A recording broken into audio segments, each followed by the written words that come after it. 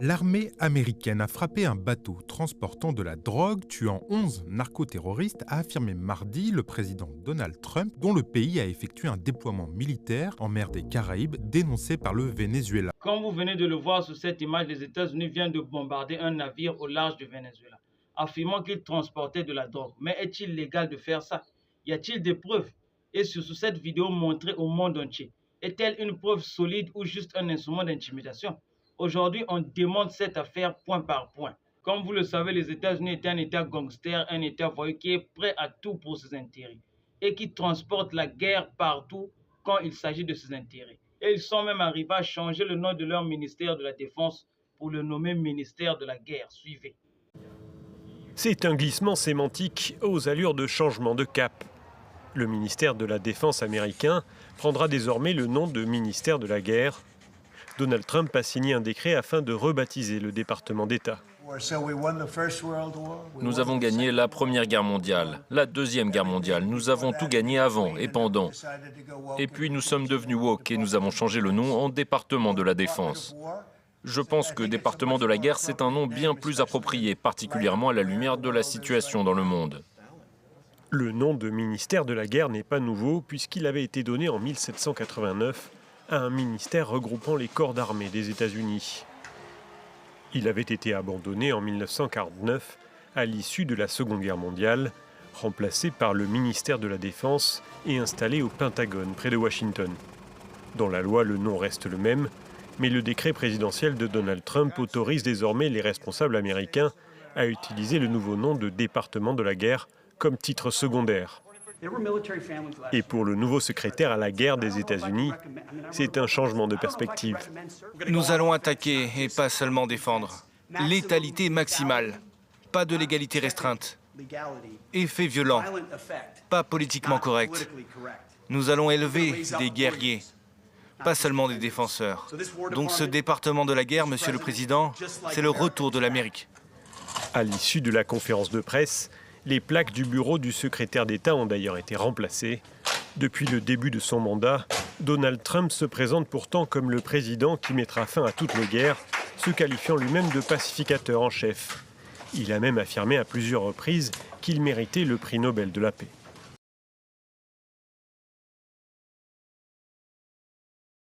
En premier, nous allons parler des faits réels, des faits bruts. Quelle est la réalité? Début septembre 2025, l'armée américaine a publié une vidéo montrant la destruction spectaculaire d'un navire près des côtes du Venezuela.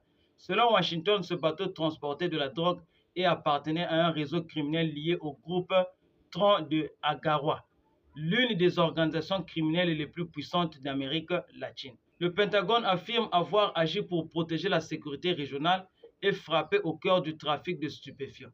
Mais du côté de Caracas, le gouvernement vénézuélien dénonce une agression illégale, affirme que la vidéo pourrait avoir été fabriquée artificiellement pour intimider.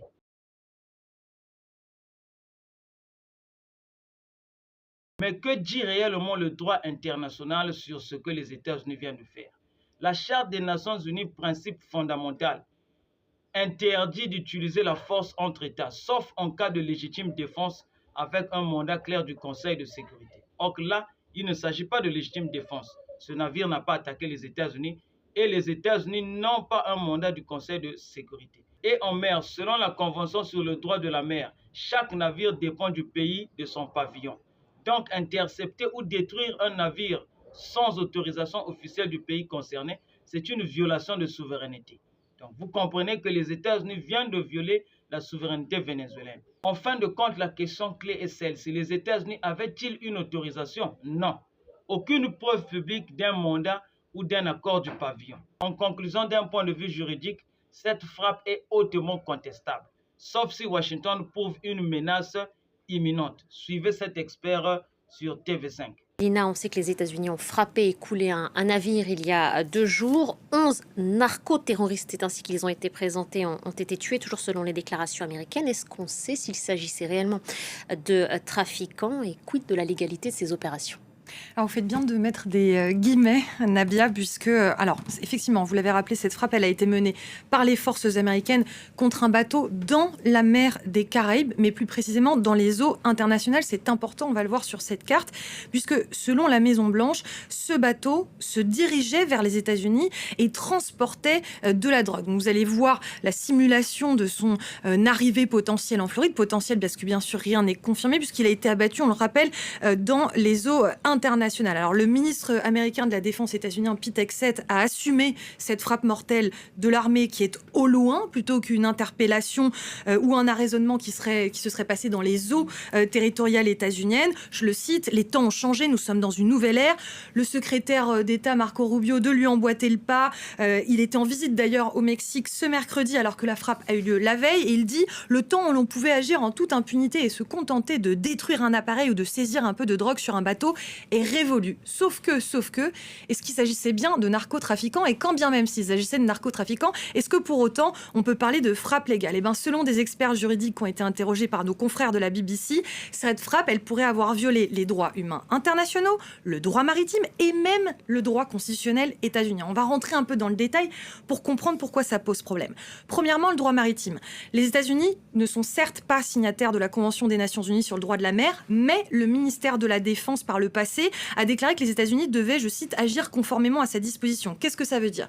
Ça veut dire que la force peut être utilisée pour arrêter un bateau, mais il doit s'agir de mesures non létales. Or là, les 11 passagers sont morts. Le recours à des tactiques agressives doit être raisonnable et nécessaire à des fins d'autodéfense.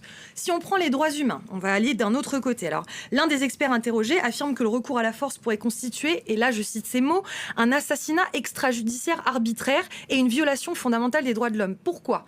En vertu de la Charte des Nations Unies, on sait que les pays ils peuvent effectivement recourir à la force lorsqu'ils sont attaqués et ils peuvent exercer leur droit de légitime défense. Là, on n'est pas dans une légitime défense. Donc le fait que les responsables états-uniens décrivent ces personnes tuées comme étant des narcotrafiquants, ça ne les transforme pas en cibles militaires légitimes. Et puis, si on se penche du côté du droit constitutionnel états-unien, on va y aller, eh bien, ça stipule que seul le Congrès a le pouvoir de déclarer la guerre. Alors, vous allez me dire, mais l'article 2 de la Constitution américaine stipule que le président est le commandant en chef de l'armée. Donc à ce titre, on pourrait lui conférer ce pouvoir d'autoriser des frappes contre des cibles militaires. Là, encore une fois, sauf que c'est pas clair. Si cette disposition, elle s'étend à l'usage de la force contre des acteurs non étatiques comme des narcotrafiquants, comme des cartels de la drogue, encore une fois, on ne sait même pas si c'était le cas. Donc, conclusion. Trump joue sur plusieurs tableaux. D'abord, il répond à une demande de son électorat sur la sécurité, vous connaissez son leitmotiv, mais surtout, il teste encore une fois les limites du droit international. Avec cette frappe dans des conditions extrêmement floues et ce déploiement massif, Washington semble dire « nous agirons comme nous l'entendons, avec ou sans base légale solide ».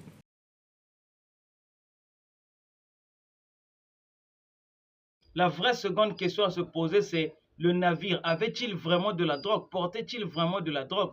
Les autorités américaines affirment que le bateau transportait des stupéfiants, mais aucune preuve matérielle publique.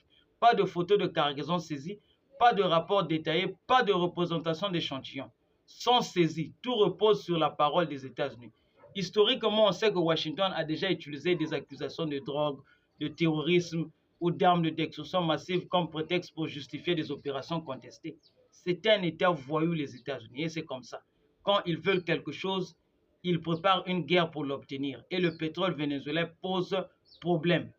Pourquoi? Parce que le Venezuela possède les plus importantes réserves pétrolières prouvées au monde avec environ 300 milliards de barils en 2022. Donc, un changement de régime à Caracas, ça ferait quoi? Ça redistribuerait complètement les cartes géopolitiques, énergétiques dans la région.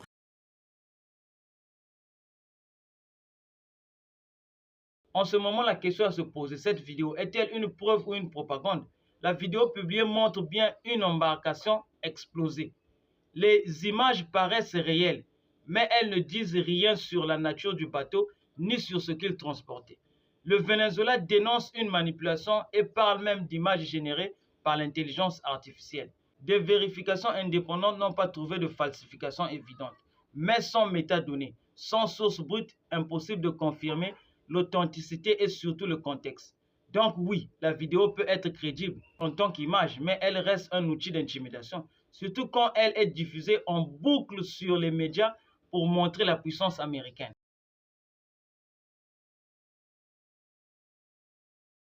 Bon, maintenant, quels sont les enjeux réels derrière cette affaire?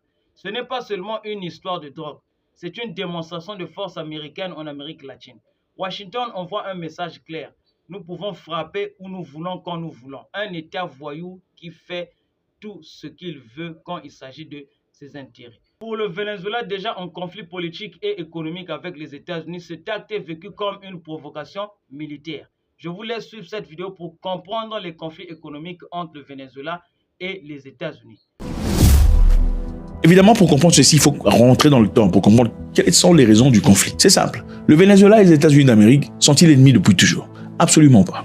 Il y a cela plusieurs années, ils étaient amis, ils travaillaient ensemble. Il y avait des investissements américains aussi au Venezuela. Et parmi ces investissements, il y avait des investissements dans le pétrole, qui étaient massifs d'ailleurs. Et à un moment donné, les États-Unis, comme ils ont fait généralement dans plusieurs pays en Amérique du Sud, ils géraient le business. Dans certains pays d'ailleurs, on accuse les États-Unis de surexploiter, de surexploitation. Et aussi, pendant ce temps, les Américains se faisaient de l'argent, de la monnaie. Pendant ce temps, les habitants du pays vivaient dans des conditions absolument difficiles. L'exemple du Cuba, par exemple, au Cuba, les Américains avaient des investissements partout, dans l'hôtellerie, dans les transports, dans la communication, la télécommunication et dans beaucoup d'autres choses. Et les Cubains, finalement, n'avaient pas grand-chose. À l'arrivée du régime qui était impliqué dans cette histoire, ils ont voulu changer ça. Ils ont dit, écoutez, ça c'est notre pays. Nous, on veut notre pays. Et c'est à partir de là que Cuba et les États-Unis se sont pris la tête. Ils ont demandé aux Américains de quitter. Bien qu'ils ont perdu les investissements, jusqu'à aujourd'hui, les troupes américaines sont toujours à Cuba. De force, en tout cas pas de gré. Rentrons au Venezuela. De même pour le Venezuela. Il y a beaucoup d'investissements américains au Venezuela. Et le Venezuela a commencé par faire plusieurs choses pour changer les histoires. Nationalisation des actifs pétroliers américains. Donc, on a nationalisé les actifs pétroliers américains. Au départ, le Venezuela voulait discuter avec les États-Unis, disant, écoutez, on veut plus de parts dans vos entreprises. Vos entreprises travaillent chez nous, mais nous, on veut plus d'implication, on veut plus d'argent. Chose qui est tout à fait raisonnable ou réfléchissable, au moins, si on peut le dire. Mais les Américains, en tout cas certaines entreprises, ont refusé de le faire. Le Venezuela possède les plus grandes réserves de pétrole prouvées au monde. Et pendant des décennies, les entreprises américaines comme ExxonMobil, que vous connaissez, ConocoPhillips, Chevron ont mené des importantes opérations au Venezuela. Mais à partir de 2007, Chavez a dit « niet ». Fini. Il a commencé à parler de libération, nationalisation. Bon, on va essayer d'expliquer. Le concept politique est très simple. Pour tout le monde, les Américains sont capitalistes et les Vénézuéliens sont socialistes. Le capitalisme, prenez ça comme un exemple simple. Imaginez une pizza. Une pizza à 12 morceaux. 12 morceaux, il y a 12 personnes pour manger. Dans le capitalisme, la personne la plus forte prendra 8 morceaux pour lui-même. Et la personne après elle prendra peut-être 2 morceaux. Et il y a combien de morceaux qui restent? Combien de morceaux? La première personne a pris 8, la deuxième a pris 2. Vous connaissez pas les maths. Il reste 2 morceaux. 2 morceaux pour partager à combien? À 10. C'est ça le capitalisme. Le socialisme d'après les livres. L'application d'après les livres du socialisme, comme il y a 12 morceaux, chacun prendra un morceau puisqu'il y a 12 personnes. Mais le socialisme a aussi des difficultés parce que ces difficultés sont telles que une personne qui travaille plus que les autres ne peut jamais avoir plus que les autres. Il n'y a qu'un seul morceau à avoir. Et une personne paresseuse qui n'a pas envie de travailler aura certainement son morceau sans vraiment fournir beaucoup d'efforts. Et c'est décourageant pour certaines personnes. En tout cas, le Venezuela a bougé vers le socialisme, voulant ainsi fortifier ou peut-être enrichir sa population, chose qui n'a pas tout à fait été accomplie. Alors c'était à partir de là que les États-Unis et le Venezuela ont commencé à croiser le fer. Le Venezuela s'est tourné vers l'Iran, la Russie et la Chine, pendant que les États-Unis ont sanctionné les actifs vénézuéliens, y compris le pétrole. L'objectif était simple, asphyxier la population, de sorte à ce que la population se lève contre le gouvernement et change de régime. Malheureusement, ce n'est pas arrivé de la sorte. Jusque-là, ils sont en train de résister. Comment? On ne sait pas. On ne fait qu'observer. Pour l'opinion publique mondiale, cette affaire soulève une question cruciale. Qui contrôle la vérité quand seules les images spectaculaires circulent sans preuve tangible? Pour conclure cette vidéo, je vous appelle à la réflexion. Alors, les États-Unis ont-ils eu raison de bombarder ce navire? D'un point de vue légal, c'est douteux. D'un point de vue factuel, aucune preuve solide n'a été publique. Et d'un point de vue stratégique, cette vidéo ressemble plus à une opération d'intimidation qu'à une enquête transparente. À vous de juger. Est-ce la lutte contre la drogue ou une nouvelle guerre de communication? Si tu veux plus d'analyse géopolitique sans filtre, sans langue de bois, abonne-toi, active la cloche de notification et partage cette vidéo. On se retrouve très bientôt pour décrypter les vérités cachées derrière l'actualité internationale. Je parlerai ici du discours du pape Léon sur l'homosexualité. A-t-il arrêté la bénédiction des couples homosexuels ou l'Église catholique va continuer à bénir ces couples homosexuels?